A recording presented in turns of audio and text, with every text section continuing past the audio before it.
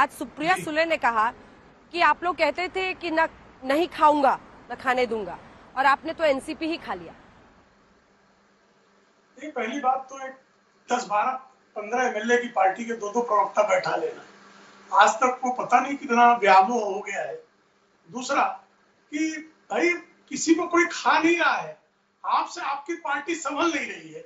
शरद पवार जी अगर अपने भतीजे की राजनीतिक योग्यता को नकार कर अगर अपनी पुत्री को वो कमान देना चाहते हैं और उनकी पार्टी उसको अस्वीकार करती है और लोकतंत्र का जो बहुमत है अगर वो अजीत पवार के साथ आता है और आदरणीय एकनाथ शिंदे और देवेंद्र फडणवीस की सरकार को समर्थन देता है, तो एक लोकतांत्रिक प्रक्रिया है। इस लोकतांत्रिक प्रक्रिया को जिन्होंने लगातार खाने के अलावा राजनीति में कुछ नहीं किया है, सिर्फ जो है खाया है, तो ऐसे लोगों को जो है ऐसी बातों पर हमेशा पीड़ा ही होती है।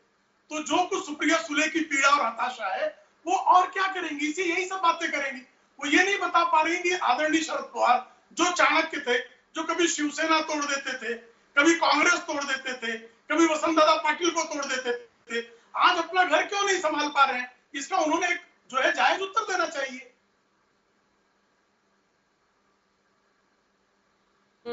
अभय दुबे जी, अगला प्रश्न आपसे है, आप उनकी भी बातों का जवाब दीजिएगा, लेकिन आपसे प्रश्न ये है कि महाराष्ट्र विकास आघाड़ी में आप बड़ी पार्टी बन गए, लीडर ऑफ ऑपोजिशन अब आप बनना चाहते हैं, इसके बावजूद कि शरद पवार ने जितेंद्र आव्हाड को नॉमिनेट किया, तो ये कहता है कि एमवीए में अभी से ही देखिए आपस में ही भिड़ना शुरू हो गया। लेकिन वो सब छोड़िए, कांग्रेस बड़ी पार्टी हो गई अब महाराष्ट्र विकास आघाड़ी में, लेकिन अगर दो बड़े क्षेत्रीय दल जिनका दबदबा चलता था, शिवसेना, एनसीपी, दोनों ही दो फाड़ इस तरह से टूट गए और बड़े बड़े नेता आपस में लड़ रहे हैं कि पार्टी मेरी है नहीं मेरी है, तो इसमें आपको नहीं लगता है कि बीजेपी को फायदा हो जाएगा?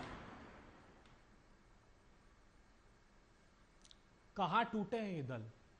ये जो लोग टूट कर एक साथ जुड़े हैं, ये क्यों जुड़े हैं? अजित दादा, तुम्हाला कोणाचा आशीर्वाद पाहिजे आम्हाला सांगा तुम्ही? तुमको चाचा का आशीर्वाद चाहिए क्या? चाचा का आशीर्वाद अगर लेते तो जेल की चक्की पिसिंग पिसिंग पिसिंग जो फडणवीस साहब कह रहे थे, तुमको आशीर्वाद चाहिए था ईडी का, सीबीआई का, जो मिला है तुम्हें। ये जो ट्रिपल इंजन की सरकार बना रहे ना शिंदे साहब, ऐसे ही नहीं मिली है। प्रधानमंत्री जी ने सुरक्षा का कवच भी दिया है, जो एंटी कोलिजन डिवाइस अश्विनी वैष्णव बता रहे थे ना, ईडी सीबीआई का कवच मिला है इनको। ये क्या है अजित दादा पवार, सांगा आम्हाला क्या है ये? ईडी की प्रेस रिलीज है जिसमें वो बता रहे हैं कि अजीत पवार और उनकी जो वाइफ है सुनेत्रा अजीत पवार, उनकी सुने ना दुबे साहब, अरे मेरी ज्यादा टाइम नहीं हुआ है सर, बहुत बढ़िया बात। ये अजीत पवार वही है जिनको आपने डेप्यूटी सीएम बनाया था। हा? अब मैं वही तो आपको वही सच बता रहा हूं, भारतीय जनता पार्टी का आईना देखिएगा, मैं बड़ा खुलासा करता हूं। 65 करोड़ 75 लाख रुपए की संपत्ति जब्त की। कब? 1/7/2021 को। अभी सीबीआई ईडी ने चार्जशीट फाइल की कुछ दिन पहले, उसमें दादा का नाम ड्रॉप कर दिया ईडी ने।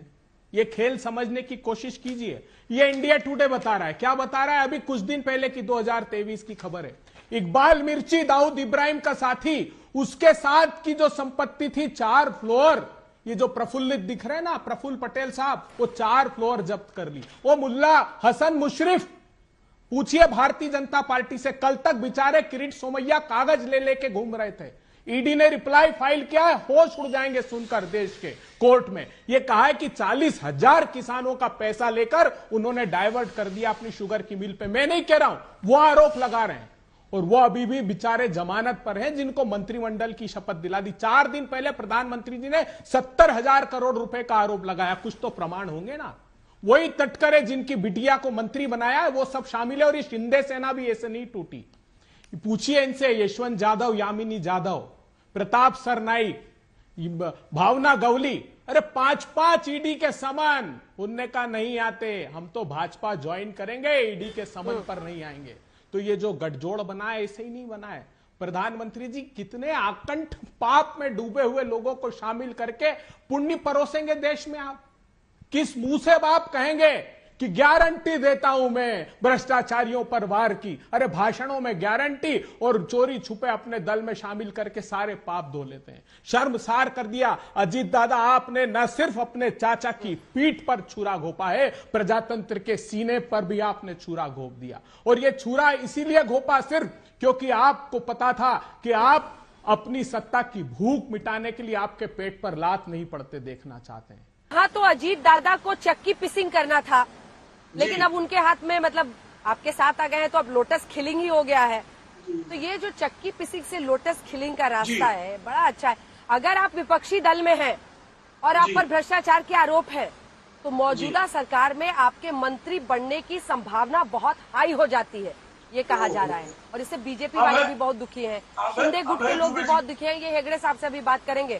शिंदे साहब बड़े दुखी हैं कि हो सकता है आप लोग फाइनेंस, इरिगेशन, कोऑपरेटिव, ये सब मंत्रालय आप दे दें अजीत पवार को। नहीं, उनके दुख का जो है चिट्ठा मुझे लगता है पत्रकारों के पास ही पहुंचा है और किसी को पता नहीं लगा, उनको स्वयं को पता नहीं है। अब जो है सजा याफ्ता शिबू सोरेन, रिश्वत पहले ली और रिश्वत लेने के बाद रिश्वत में हिस्सा मांगने वाले अपने पीए शशिकांत पांडे की हत्या कर दी। उस सजा याफ्ता कन्विक्टेड मर्डर केस के कन्विक्ट को डॉक्टर मनमोहन सिंह की सरकार में आदरणीय मंत्री बनाना, सजा याफ्ता राहुल गांधी को अपना नेता मानना, सजा याफ्ता लालू प्रसाद यादव को अपना नेता स्वीकार करना, और जिस पर आरोप लगे और ये कह रहे हैं कि ईडी ने उनका नाम चार्जशीट से ड्रॉप कर दिया। जब उनके विरुद्ध जब सबूत नहीं मिलेगा तो ईडी तो किसी के खिलाफ जो है कांग्रेस की तरह फर्जीवाड़ा करती नहीं। जिन्हें सेंट किट्स घोटाले में राजीव गांधी ने फर्जीवाड़ा किया था, विश्वनाथ प्रताप सिंह के मामले में किस तरह से सेंट किट्स के पेपर चंद्रा स्वामी के माध्यम से राहुल गांधी के पिताश्री राजीव गांधी ने बनवाए थे, ये फर्जीवाड़ा करना, हवाला से पैसे श्रीमती सोनिया गांधी की तरफ ले लेना हवालाबाजों से, और एक्सटॉर्शन कर लेना यस बैंक के राणा कपूर से कि अपनी पेंटिंग बेच के। तो ये लोग जो एक्सटॉर्शन करना, भ्रष्टाचार करना और भ्रष्टाचारियों को समेट लेना। भाई, डिस्प्रोपोर्शनेट एसेट का केस विश्वनाथ चतुर्वेदी हैदरगढ़ से जो कैंडिडेट थे कांग्रेस के, उन्होंने दायर किया मुलायम सिंह यादव परिवार के विरुद्ध, और 2008 में जैसे ही परमाणु समझौते पर उनका समर्थन लिया, कपिल सिब्बल को खड़ा कर दिया कि बचाओ बचाओ बचाओ। तो ये हरकतें कांग्रेस की है।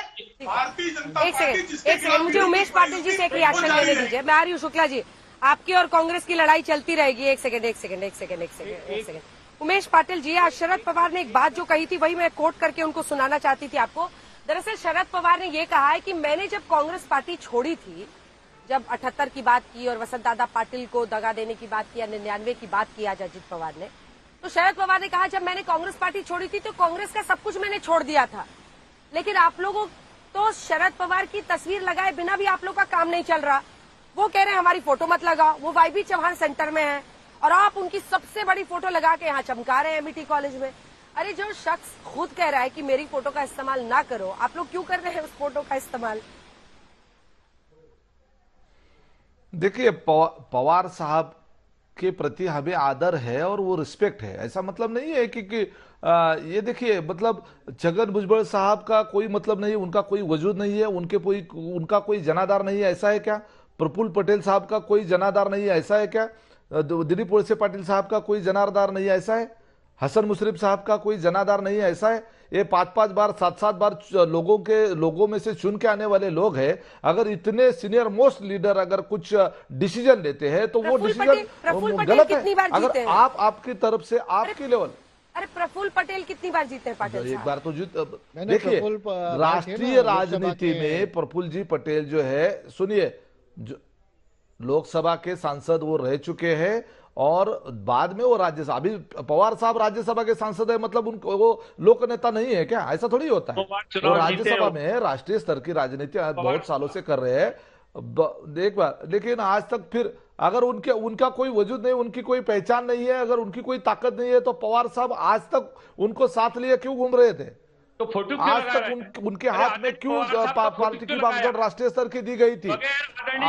जयंत पाटिल साहब को अध्यक्ष, अरे आप बोल रहे थे तब मैंने बीच में बोला नहीं था ना, आप बोल रहे थे, मैं बीच में बोलता नहीं था। ब्रिजमोहन जी जरा सुनिए, मत बोलिए, सब एक साथ मत बोलिए, बोल रहे थे, मैं चुप बैठा था। फायदा मत उठाइए, मैं भी आज मुंबई में ही हूँ। हाँ, पवार एक हाथ में छाता है, लेकिन अब कौन सी पवार छतरी साहब, काम आएगी? उमेश पाटिल जी, कृष्णा, देखिए, एक बार हेगड़े साहब से भी तो पूछ लीजिए। हेगड़े साहब बहुत दुखी हैं, शिंदे गुट बहुत नहीं, दुखी है। मेरी उनका बात कहना है रखने- कि सारे मेरी जो बात पूरी मलाईदार करने मंत्रालय, दीजिए। वित्त मंत्रालय और ये सब आप लोग मांग रहे हैं। आप पाटिल देखिए साहब इस पे अंजना भी जी, बोलिएगा, सारे मंत्रालय भी आपको चाहिए। देखिए, मलाईदार मतलब कोई मंत्रालय मलाईदार और कोई बिगर मलाई का ऐसा होता नहीं है। काम करने के लिए ज्यादा स्कोप, कम स्कोप, विस्तृत स्कोप, लोगों में जाने के लिए कौन सा मंत्रालय, कौन सा डिपार्टमेंट, जैसे कि ग्रामीण विकास मंत्रालय, ये महाराष्ट्र के रूरल एरिया से जुड़ा हुआ है और हमारी पार्टी जो है ज्यादा मैक्सिमम रूरल एरिया में काम करती है। एग्रीकल्चर डिपार्टमेंट, ये जो डिपार्टमेंट होते हैं, इससे कोई मलाईदार नहीं रहता है। इसमें ये जो होता है वो काम करने के लिए ज्यादा कंफर्टेबल और ज्यादा विस्तृत तरीके से हमारे जो मंत्री जो चुने गए हैं उनको काम करने के लिए, उनका जो अनुभव रहा है उसका राज्य के लिए अच्छी तरह से उपयोग में आ जाए, इसलिए ये मंत्रालय जो है उसकी डिमांड रहती है, दूसरा कुछ नहीं रहता है। लेकिन मैं जवाब देना चाहूंगा कि प्रफुल्ल जी पटेल जी के सिग्नेचर के साथ महाराष्ट्र के अध्यक्ष जयंत पाटिल साहब को चुना गया और उनकी ऑर्डर जो है, नियुक्ति की ऑर्डर प्रफुल्ल पटेल साहब के सिग्नेचर से है। ये क्या इसको डिनाई करेंगे हम लोग? आप लोग डिनाई करेंगे प्रफुल्ल जी पटेल को? कैसा है कि जब डिसीजन लिया गया 2014 में बीजेपी के साथ अलायंस का, तब जो ये सब लोग तब क्यों चुप बैठे थे?